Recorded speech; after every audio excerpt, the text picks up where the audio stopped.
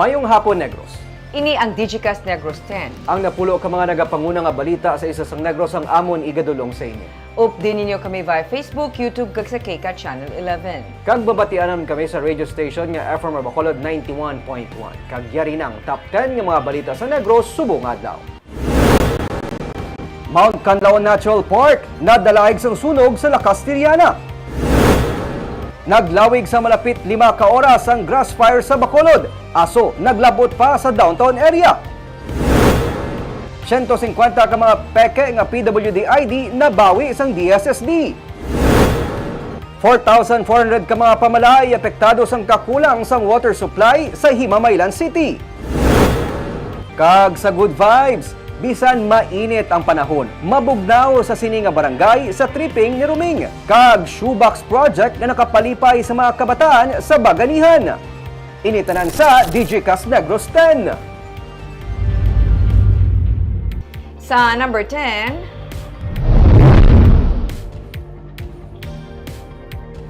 sa Negros Occidental, pagahiwaton ang Western Visayas sa Regional Athletics Association Meet sa bulan sang Mayo. Suno kay Hernani Esculiar, ang spokesperson sa Department of Education Region 6, ang probinsya ang napilian nga mag-host sang hinampang nga nakaschedule sa Mayo 2 tub 7. Host division ng Negros Occidental DepEd, kag co-host naman ang Bacolod DepEd Division. Sa Panaad Park and Stadium kag Paglaom Sports Complex, suno kay Esculiar, hiwaton ang hinampang kag sa mga eskwelahan naman sa Bacolod City ang billeting sa mga atleta kag tanan nga magapakigbahin sa regional meet. Suno kay Esculiar, padayon pa ang pagsinapol kag isa sa mga konsiderasyon amo ang pagsunod sa Nagligad Manila nga ginpatuman kung sa diin wala sang patigayunon nga outdoor games sa mga inoras nga pagtagi ti isang init, labi na karon nga may El Nino. Ini ang talakayon pa. Pila naman sa mga luyag hatagan sa atensyon para sa host province suno kay Esculiar amo ang tubig, kuryente kag seguridad. Ginistoryahan pa na siya nga basi kadto tayo sundo namon ang last year nga dito sa may Vibra sa Aklan nga kung sa diin wala sang games midday, so that's around 10 to 3, but that guideline will be finalized pa na during the solidarity meeting on April 30. Pag solidarity meeting kita mga Barbs, meaning tanan nga mga technical officials, kita na inadara, agad nga mag-agree sila sa ila sa nga game schedule.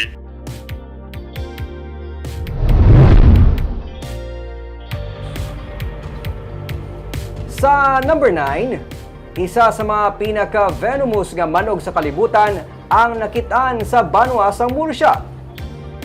Isa ka Philippine Pit Viper Snake ang nakita ni Merily Joy Balbin sa lasang sang Wasay sa Barangay Minuyan, Banwa sang Murcia. Sa post ni Marilyn sa Facebook, ginapahalong niya ang mga nagapanglakaton sa kabukiran kag masiot ang alagyan kay pwede masugata sang manog. Ang pensar niya anay dahon sang kahoy lang, isa nagali ini ka Philippine Pit Viper Snake. Busog ang manog sa iya ni nakitaan kag ginvideohan. Ang Philippine Pit Viper Snake, isa sa mga pinaka-venomous nga manog. Ining masami makitaan sa Bataan, Camiguin, Catanduanes, Leyte, Mindoro, pila ka parte sang Luzon kag Mindanao kag diri sa Negros. Sa mga puno sang kahoy ini masami nagaistar kag nagakaon sang paka. Pandam sang DNR, hindi pagsakiton ng manog para hindi man ini manghalit.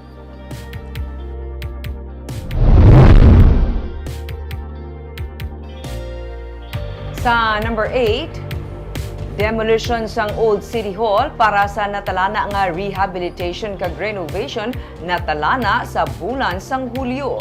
May report si Nico Delfin. Ang historical landmark na lang sa daan nga City Hall sang Bacolod sa Luzuriaga Street ang posible magapabilin sa tion nga sugura na ang demolition sa Hulyo. Ginsiling ni City Engineers Office OIC Engineer Loben Sibalios, magatukod aray sang temporaryo nga offices ang syudad sa reclamation area antes suguran ang demolisyon. Kinanglan maka-inspect kita na yung COA.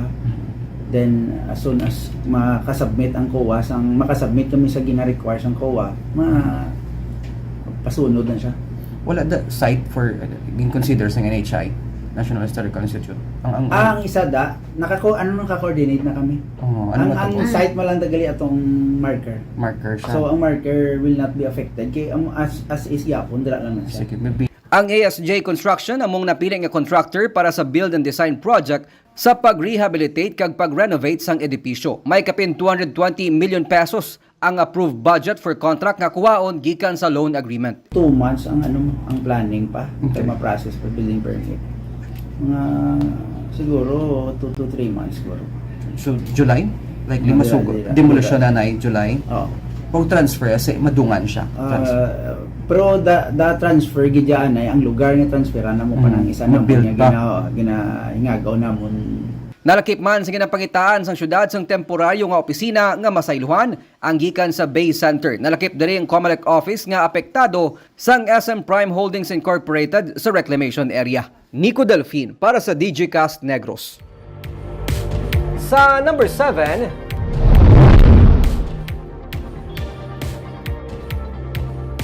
kampanya kontra sexual harassment ang ginapabaskog sa mga eskwelahan sa Bacolod.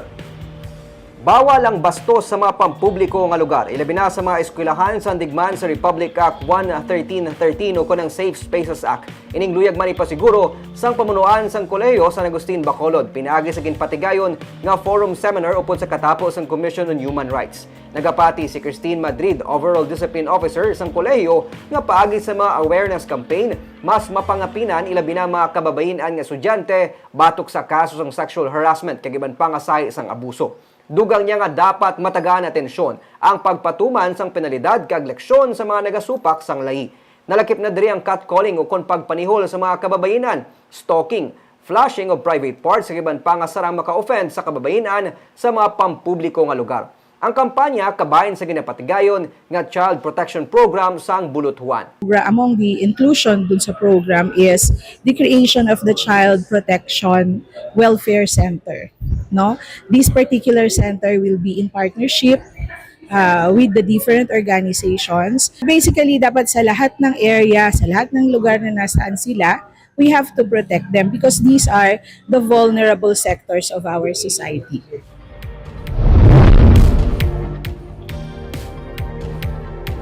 Sa number 6, 4 ka mga salakyan nagkarambola sa Barangay Felisa sa Bacolod City.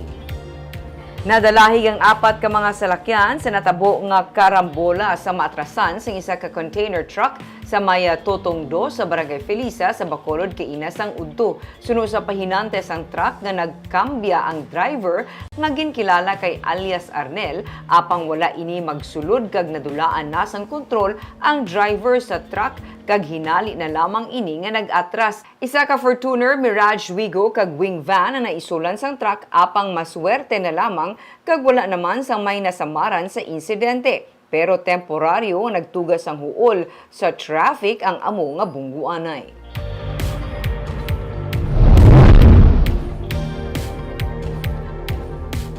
Sa number 5, 39 ka mga informal settler families sa Barangay Singkang Airport ang natala na i-demolish sa sulod sang daan nga airport. Ginasugura na sa SM Prime Holdings Incorporated ang pagkudal sa ila 20-hectare property sa daan nga airport sa Barangay Singkang Airport. Gani kutob Abril 30 ang ginhatag nga tion para sa may 39 tanan ka mga pamilya nga sarang maapektuhan sa natalana nga demolisyon. Kalabanan sa ila nagaistar sa kilid sang sapa nga sakop sang Anay Airport. Ginsiling ni punong Barangay Cesar Distrito. May 25,000 pesos nga cash assistance ang ginatag sa SMPHI sa mga apektado nga pamilya magluwas ini sa ayuda nga manggikan sa syudad. Ang SM ang natalana pa nga mag-present sa ilang development project sa syudad kag barangay para sa daan nga airport.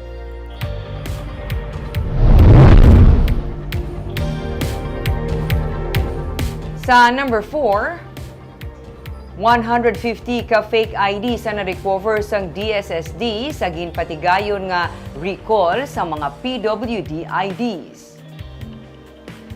Naglabot na sa 150 ka mga peke nga PWD IDs ang na-recover sang DSSD Person with Disability Affairs Office humalin sa ginmando ni Mayor Albi Benitez ang pag-recall sang na-issue nga ID. Ginsiling ni DSSD Head Alma Gustilo nga kabahin sa mga na-recall ang mga IDs nga gin-surrender sang isa ka pamilya. Wala na ginhingadla ni Gustilo ang katapos sang pamilya. Dungan sang pag-recall sang PWD IDs ang ginapatuman nga validation kag cleansing process. Sa malapit 12,000 ka mga na-issue sa to nga mga IDs, may masobra 2,000 na ang nailisan kag nabutangan sa mga QR codes agud to mapaiway ang pagpameke. Panawagan ni Gustilo sa mga commercial establishment nga i-honor ang mga daan nga PWD ID bangod kutob pa sa Abril 30 ang extended nga paggamit sini sandig sa mando sang alkalde. May ara bala instances nga isa gid ako family Puro PWD? puro PWD kaya kung ilang taon mo gali pagkuha nila, that's why nga isa ka pamilya gali fake gid ID nila. So may ara gid amo gid nga isa ka pamilya may fake nga ID sila. sa sila. So kung magamo sila isa ya ginapaprocess ta sila ya ginapakuha ta sila sa ilang mga medical certificate. Hindi man kami makalagas kay sila mismo hindi man willing mag-file a case kung sino man to ang nagpapiki, namiki sa ila ID.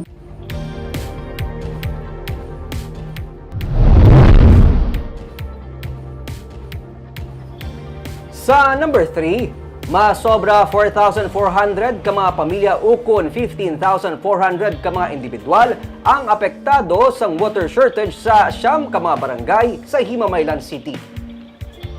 Suno kay Jofel Sumbilon, ang Research and Planning Section Head sang CDRMO Himamaylan, 4,468 ka household o kon 15,425 ka individual gikan sa barangay Carabalan, San Antonio, Kabadyangan, Mahalang, Tuoy, Kabanbanan, Suay, Nabalian kag Dibakaw ang apektado sa water shortage. Kalabanan sini mga upland barangay o kon mga nataasan suno kay Sumbilon kag dala pagid sang tuman nga kainit rason nga apektado ang ilaw water supply.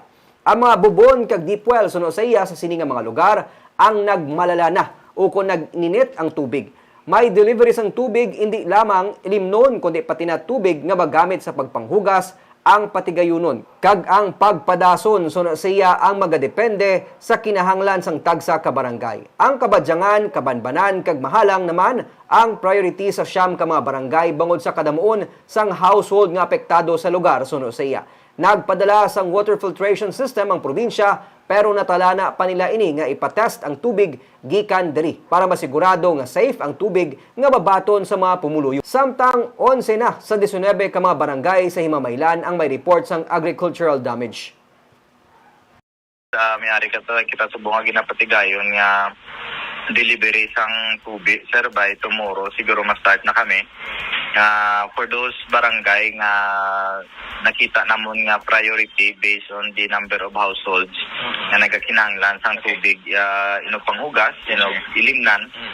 So buwas sir magasugod kita sa pag-deliver, most probably tentative namon will start at barangay Kabadyangan tomorrow. Sa number 2,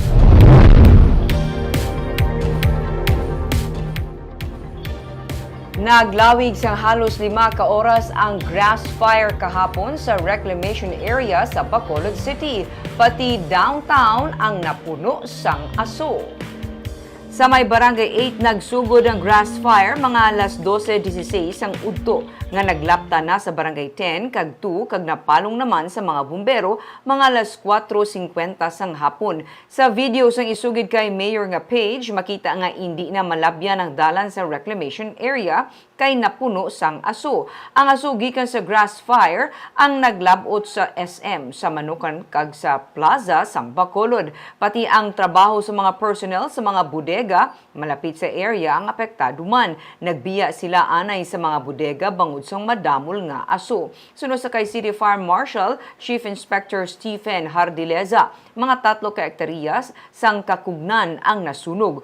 8 ka mga fire trucks ang nagbulig palong sa kalayo. Wala pa matumod kung ano ang ginhalinan sang sunog, pero suspetso sang BFP nagsugod ini sa tutod o kung ginpilak nga nagabaga nga upos sang sigarilyo.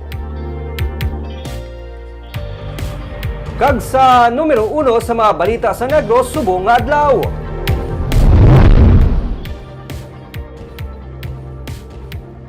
Grass fire ang nagluntad sa sakop sang protected area sang Mount Canlaon Natural Park sa barangay Biak na Bato sa Banwa sang Lakas Tiliana. Sa video nga kuha kaina sang aga sang protected area superintendent sang MKNP, makita ang pag-aso sa pila ka mga bahin sang apektado nga lugar kasubong man ang pagkalayo pa. Sunog kay Irene Bel Plotenia, ang PDRMO Negros Occidental Head, 1:41 PM kahapon nakabaton sa impormasyon ng BFP La Casillana sa amunga sunog. Sunog kay Engineer Joan Nathaniel Hirangaya, ang Provincial Environment and Natural Resources Officer, nga nagpadulong man sa lugar. Sa interview sang DGCAS Negros, as of 2:30 PM, wala pa lubos nga napalong ang kalayo. Kugon suno sa iya ang nagakalasunog. Padayon ng ground kag aerial survey sa lugar, kag ginabulubanta nila nga mga 35 ka hektarya ang apektado. Ginalantaw nila ang posibilidad nga basi gikan sa sigarilyo o kon gikan sa pagtutod ang gintunaan sang kalayo. Pathag ni Harangaya, may mga nagauma sa palibot sang amo nga lugar. Nagbutang na ang BFP sang fire line agud hindi maglapta ang kalayo. Kaina sang aga, suno kay Plotenia, may pagtalithi kag nagalaom sila nga makabulig ini sa pagbalong sang kalayo. Nagapanawagan man sila sa publiko karon nga tuman kainit kag kamalasang duta nga maghalong kag mangin mainandamon bangod ko madakop sang kalayo, tuman kadasig ang paglapta sini. Ang may mga tao nga nag-uma dito. So, ang possibility is sigarilyo o po sa sigarilyo, to kung hindi nagatutod-tutod sila bala para nga magano ang ilaban nga ang mga ginuma. Awan. Ang nasunog, ang estimate sang kagabi nga estimate mga 35 hectares, pero hindi pa siya accurate nga nabulubanta lang kay drone ang mong ginagamit kay ang aton being firefighting kag dire lang sa may kilid mo nga may kalayo lang, pero ang affected area mamo siguro based sa kuan sa aton nga drone nga shots.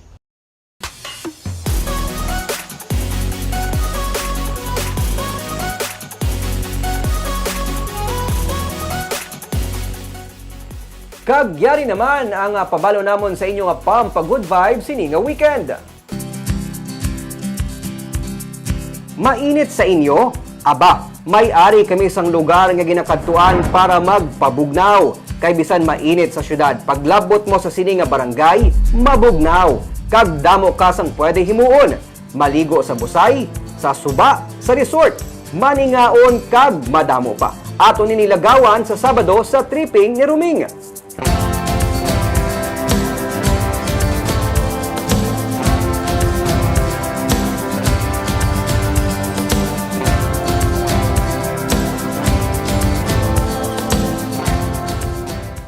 Kag gamit ang mga shoebox, ilan na palipay ang linibo na ka mga kabataan sa isa sang Negros. Sa pagpanguna sing isa ka missionary, nagalibot sila sa pila ka mga komunidad, dala ang mga regalo.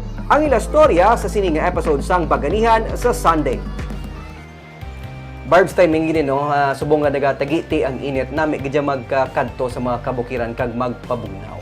Ang ginkantuan ni partner Ruming isa na sa mga favorite ko nga kantuan ni kag mabatsyagan gintuod nga wala labot sang katahom sang view ang kabugnaw niya sa sining nga panahon. Yes. Kagaton man no kilalahon ang grupo sa piyak sang Shoebox Project.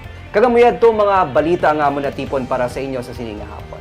Kay man sa panahon karon importante nga may ihibalo ka sa nagakatabo sa imo nga palibot. Pero dapat balanse kag insaktong mga impormasyon. Padaan kami nga magapangalagad sa Negrosanon. Ako si Barbara Mijares. Kag ako naman si Nico Delfin. Happy weekend!